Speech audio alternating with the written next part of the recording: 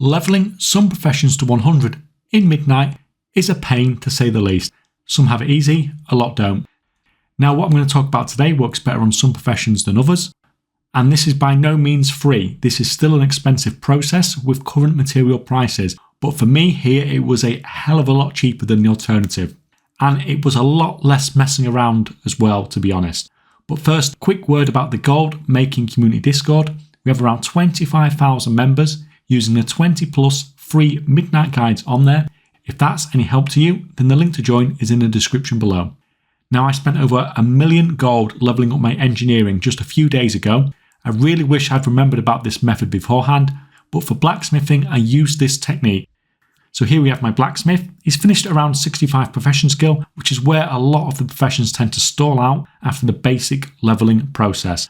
Up to that point, things are usually pretty straightforward. You just follow the trainer recipes, craft the blues, craft the greens, and your profession skill just climbs naturally.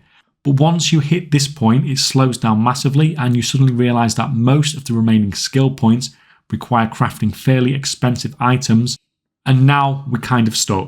Now, for a lot of blacksmiths, if they're doing gear crafting, if they're doing profession gear crafting, then they're kind of okay because they're naturally going to get their skill over time. But because I want to be an alloy crafter, I'm not going to naturally get that skill over time, so I kind of have to brute force this a little bit.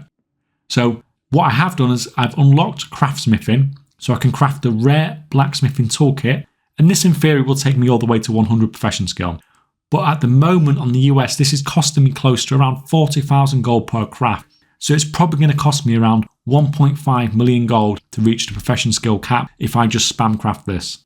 Now I could also sell those crafted rare blacksmithing toolboxes, of course, but who really wants a load of crappy rank 1 toolboxes? I'm an alloy crafter, so I'm not specialised in creating these, so they're all going to be rank 1, maybe rank 2 if we're lucky, so no one's going to buy this crap.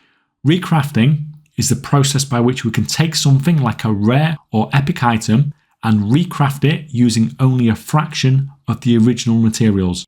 So here, recrafting a sun-blessed blacksmith toolbox only costs 2 sterling alloys. Still not cheap. That's around 1,000 gold per craft instead of 40,000 gold per craft. Now, in order to be able to recraft, you need to be able to craft whatever it is you're trying to recraft in the first place. But for most professions, you can unlock a rare craft, profession gear, fairly easily without spending knowledge. This is because once you unlock that, it tends to unlock nodes that allows you to unlock a pattern, like it has done here with me with blacksmithing. Even if that's not the case, you can just buy a recipe with Moxie anyway if you really want to. Moxie is so useless this expansion that most players have plenty of it sitting around anyway.